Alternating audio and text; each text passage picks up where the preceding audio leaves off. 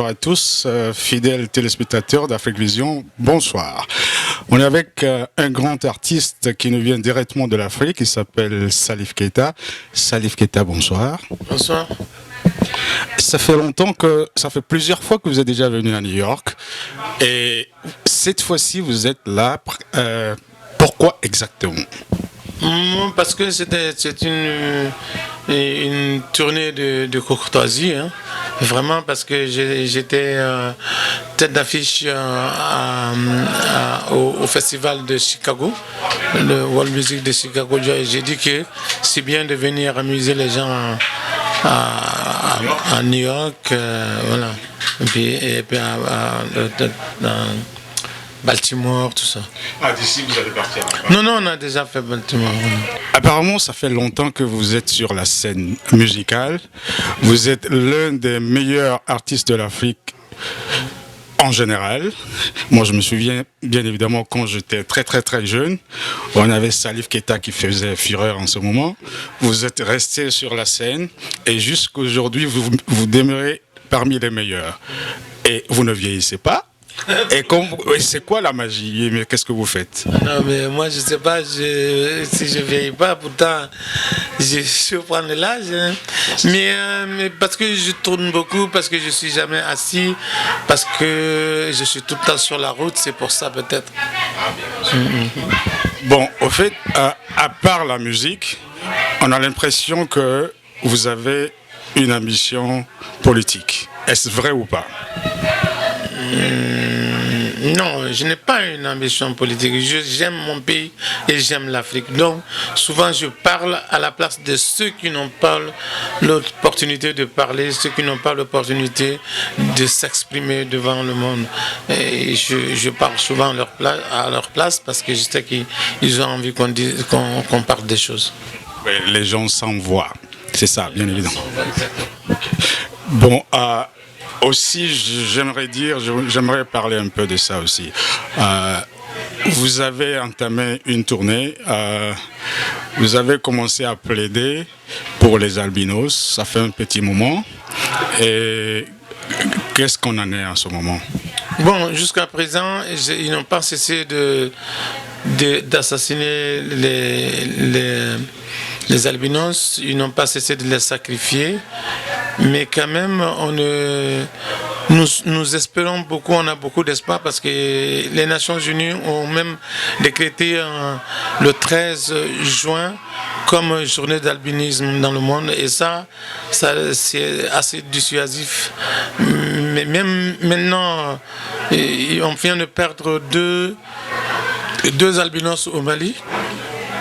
Et il y a un qui a failli partir et nous sommes en procès avec les enleveurs. Et celui qui voulait, les marabouts, les gens qui voulaient l'enlever. Mais j'ai vraiment besoin de support à l'international. On a besoin d'aide, de support de la part de tout le monde dans le monde, de tous ceux qui font les enfants et qui aiment les enfants et les gens qui sont sensibles et les gens qui savent qu'ils doivent venir au secours des gens qui ont besoin d'aide. Parce que si on lutte pas, si on nous aide pas, ils risquent de libérer cet assassin parce que il est supporté par les grands marabouts et par des grands marabouts. Donc on a besoin d'aide, on a sérieusement besoin d'aide. Mais nous sommes prêts à aller jusqu'au bout pour arrêter ce marabout qui avait envoyé quelqu'un chercher un albinos. Est-ce que vous luttez pour les albinos seulement au Mali, ou bien en Afrique en général? En Afrique, partout, en Tanzanie, partout dans le monde où ils subissent des atrocités, dans le monde entier, partout. Ce n'est même pas en Afrique seulement maintenant, mais il y a même des albinos qui se plaignent en Occident, partout dans le monde. Donc nous plaidons pour les gens, pour les albinos dans le monde, surtout évidemment en Afrique, parce que quand même les assassinats, les sacrifices humains sont beaucoup plus, se multiplient et voilà. si le monde entier vous vient en aide, concrètement, quelle stratégie, qu'est-ce que vous allez... On veut arrêter ces marabouts-là. Et ceux qui demandent aux marabouts des sacrifices comme ça, les personnalités qui sont toujours là, au XXIe siècle encore, en train de sacrifier les gens pour avoir le pouvoir. On veut arrêter toutes ces personnes-là. Leur envoyer, et les marabouts aussi, les arrêter, vraiment, ça suffit quoi. Ça suffit, ça. Ouais, ça suffit, vraiment ça suffit. Ouais. Ça suffit vraiment. Moi, j'aimerais dire ceci pour ajouter à cela. Si vous avez la chance, non seulement pour plaider pour qu'on ne tue pas les albinos, il faut aussi chercher à faire en sorte que ces albinos sortent comme vous êtes sortis. Par exemple, organiser quelque chose pour que les albinos se font voir. Les albinos se font voir maintenant, parce qu'avant, ils ne voulaient même pas se fréquenter. Ils ne voulaient pas se fréquenter, ils ne voulaient pas qu'on les voie. Ils se cachaient, les albinos.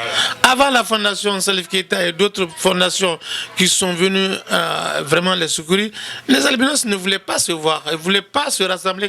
Parce que dès qu'ils se rassemblent quelque part, ils deviennent des victimes facilement, quoi. Ils viennent prendre...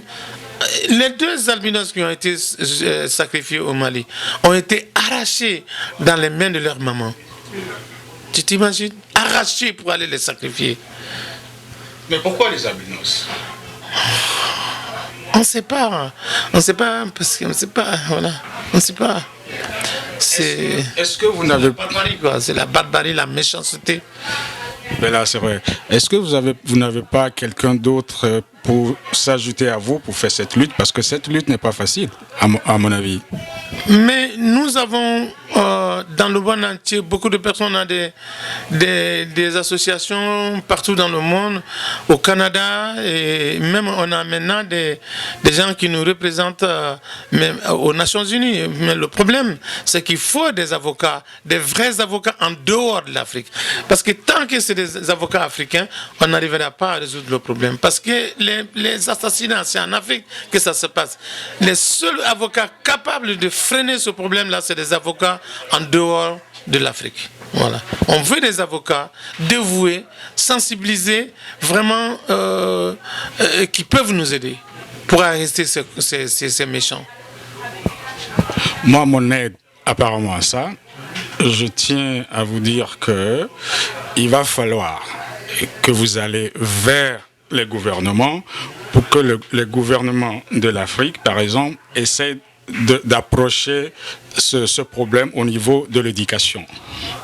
Mais ça, c'est un problème d'éducation pour que les albinos ne se voient pas de cette sorte. Les pouvoirs qui peuvent empêcher ça, c'est pour eux que les sacrifices sont faits. Parce que c'est eux qui cherchent le pouvoir. Pour eux, on a besoin du sang ou des partis des albinos pour qu'eux ils passent au pouvoir, pour qu'ils passent aux élections. C'est eux qui envoient les marabouts et les violents. C'est eux. Même si on dit qu'on le sait, est-ce que vous avez une preuve pour ça, par exemple? C'est sûr, hein. C'est sûr ça. Bon, on va pas aller trop loin de ça, mais on sait, il faut que ça s'arrête, c'est tout. C'est de la barbarie, l'ignorance. Il faut que ça s'arrête. Voilà, si vous arrivez d'être président de mon pays, je vais arrêter tous les marabouts qui font ça. Le lendemain même. Le lendemain, j'arrête tout le monde. Voilà. Et je les mets en prison en perpétuité. Voilà. Je les fais disparaître pour toujours. Parce qu'ils vont passer leur vie en prison. Il faut que ça s'arrête. Salif Keita, apparemment vous allez revenir ici même, ce samedi qui vient, pour un concert. Quel message vous avez à l'endroit du public que vous attendez? Aujourd'hui, c'était qu'un avant-goût. Je leur dirais de venir samedi, parce que s'ils loupent samedi, ils vont regretter, parce que samedi, ça va être vraiment sans pareil samedi. Samedi, on va danser, on va bien danser la musique africaine, on va danser, on va oublier nos problèmes samedi. Ça, okay, on a vu que vous avez fait danser la salle aujourd'hui, on attend plus le samedi qui arrive. Merci d'être venu parmi nous. Merci. Et bonsoir.